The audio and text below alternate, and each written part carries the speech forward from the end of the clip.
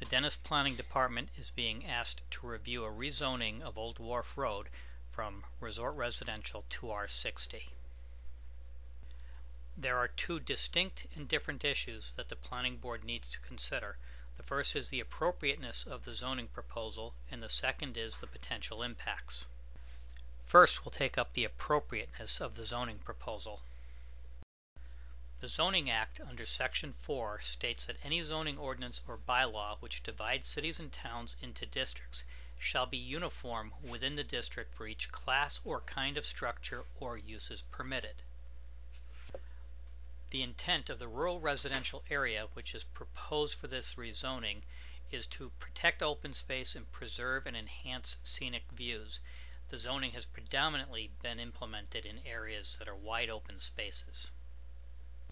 The rural residential zoning district, dating back to 1973, has been drawn to protect three distinct environmental resource areas: Chase Garden Creek, Sissuit Creek, and Quivet Creek. The boundaries were carefully drawn for these areas as far back as 1973, when lot requirements were 30,000 square feet, to avoid most developed land areas.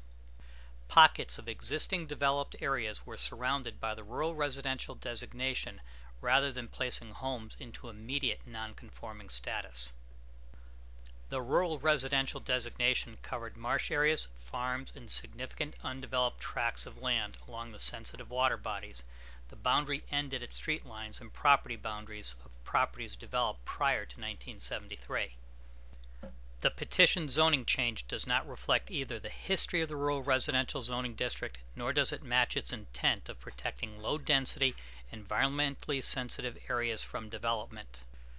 To be consistent with how the rural residential zone was originally created, the petition would need to focus on the northerly, undeveloped portion of the area petitioned, along with the undeveloped areas in and around the Plashes conservation lands.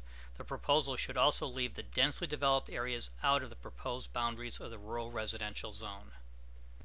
The proposal also does not offer the protections it promises to the existing cottage colonies.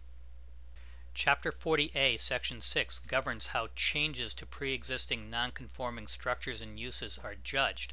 They are judged based upon whether or not the change is substantially more detrimental than the existing non-conforming use. It does not protect against changes.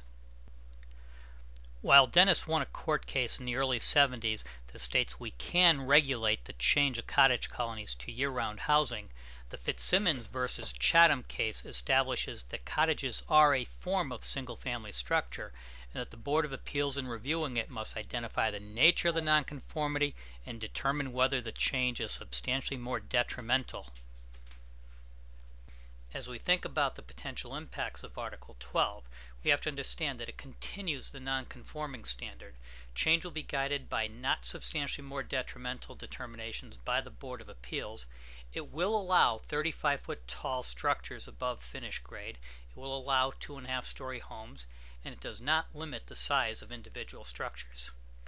As we think about the limitations of what is considered not substantially more detrimental, if we look at the Fitzsimmons case, it questioned whether or not dormering a roof on a cottage and increasing floor area by 50% could be considered substantially more detrimental. The Fitzsimmons case makes us wonder whether or not a reduction in the number of cottages while increasing the footprints of the remaining cottages would have a substantially more detrimental impact. What would the Board of Appeals have to find if they were to remove 2/3 of the cottages, reduce the bedroom count, reduce the number of structures and bedrooms in the dune area, increase open space, and replace every cottage with a larger footprint and 2.5-story cottage? Article 12 does not stop the exact type of conversion its proponents most fear.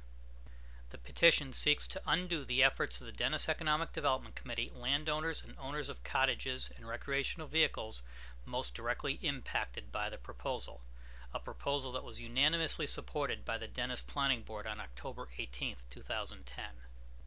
The proposal is also not consistent with many recommendations from past Dennis master plans, a situation that would leave the zoning bylaw subject to challenge under the National Amusements case, which seeks that there should be a direct relationship between zoning and planning. The petition proposal, by proposing to make the properties more non-conforming, impedes the implementation of the Dennis Local Comprehensive Plan. Article 11, which the Planning Board has already endorsed, is exactly the opposite. It makes the uses conforming. It applies the uniformity of structures standards to all of the cottages within the cottage colonies. It restricts building heights to 25 feet above natural grade, restricts cottages to 1.5 stories, and limits the maximum size of individual cottages. Article 11 provides the greatest protection to the long-term presence of cottage colonies in their present form and is consistent with many years of Dennis long-range planning. The Planning Board has already endorsed Article 11, and Article 12 is directly opposed to Article 11. The Planning Board should consider this in making its determination on Article 12.